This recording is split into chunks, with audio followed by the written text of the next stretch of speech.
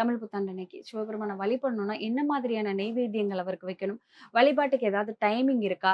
இல்ல எப்பயும் போலயே எந்த டைம் அந்த நாள் ஃபுல்லா நல்ல நாள் தான். எப்ப வேணாலும் கோவில்ல போய் சாமிய கும்பிட்டுக்கலாம் அப்படிங்கிறதும், வீட்ல வீட்ல வழிபாடு செய்றவங்க என்ன மாதிரியான வழிபாடுகள்லாம் செய்யணும்? வீட்ல சிவபெருமானுடைய ஸ்டோரி எல்லாருக்குமே தெரியும்.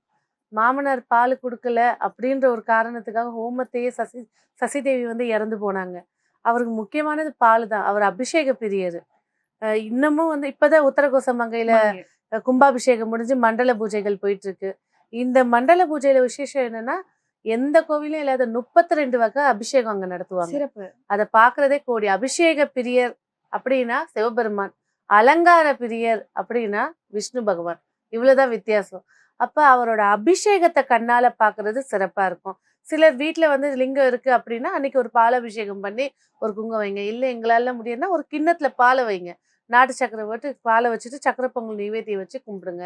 சிறப்பு ஏற்படுத்தி தரும். ராகுகால யமகண்டம் முடிஞ்சதுக்கு அப்புறமா கோவிலுக்கு குடும்பத்தோட, ஏன்னா லட்சணம்னு ஒண்ணு இருக்கு.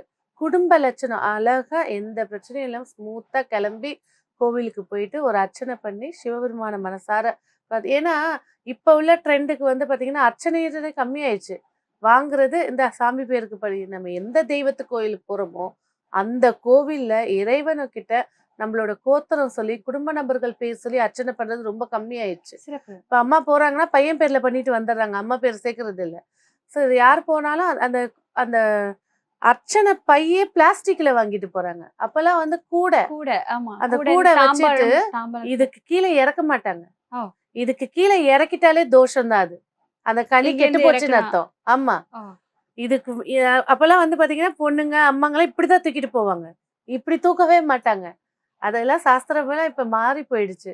இதுக்கு மேலதான் வச்சிருக்கோம். இடுப்புக்கு கீழே அது இறங்கிட்டாலே அது தோஷம். அப்ப வச்சு அன்னைக்கு போய் குடும்ப பெயர்கள் எல்லாம் சொல்லி ஃபர்ஸ்ட் உங்களோட கோத்திரம் என்னன்னு பேர் சொல்லுங்க.